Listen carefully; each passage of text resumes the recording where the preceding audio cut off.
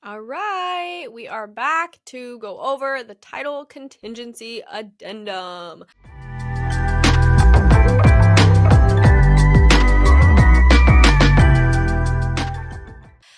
Super short and sweet. Yeah, it's pretty straightforward. Let's go. Share screen. Woo! Title contingency. Okay.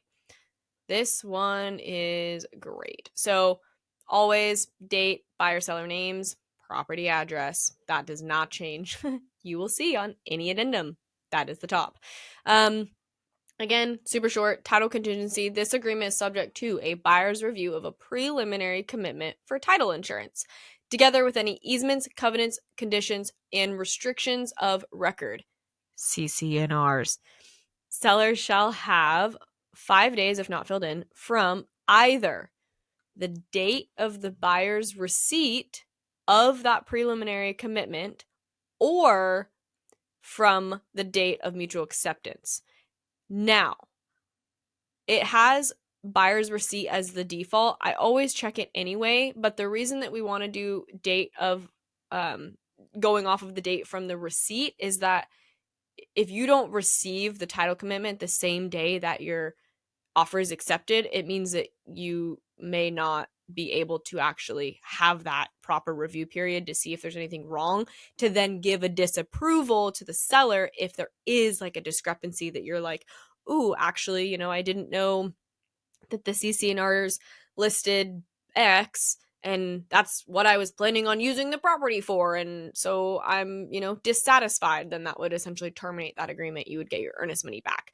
And then if there was, let's say, like an easement or a lien on the property, that would come up on like a preliminary title report where it would say, oh, there's actually a lien on the property, or there's an easement that's recorded against the property, whether that was a easement from a neighbor, which is, really common, or a utility company easement. There's a lot of different, kinds of easements and access. So that is what those title commitments are for, is so that they can see, oh, this is all of the nitty gritty about the property, right? Again, covenants, conditions, and restrictions, CC&Rs. So if you've ever seen that term or you're heard it, that's literally what this is.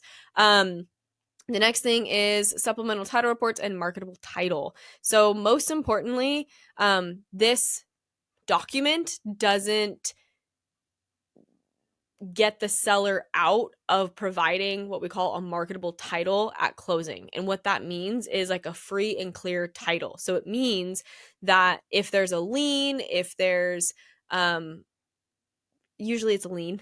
Usually like a lien, it could be a tax lien. If there's anything against that property, it's saying that the seller doesn't get out of that responsibility just because they're selling the property. It means that they, do need to make efforts to remedy the title so that they can transfer that property with what we call a free and clear title. That does not include easements. So if there's like an easement on the property for the neighbor, it doesn't mean that the seller needs to go and get rid of that easement.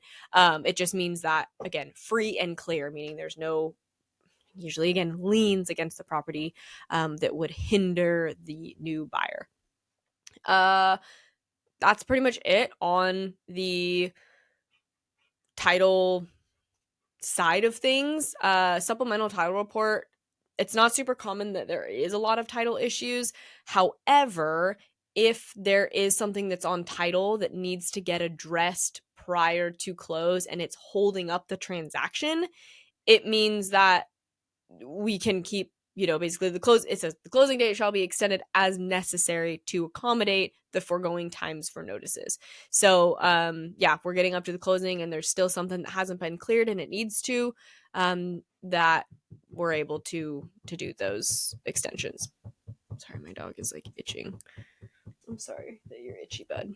That's frustrating. So that is the title contingency. Again, short, sweet, to the point, one page. We love to see it.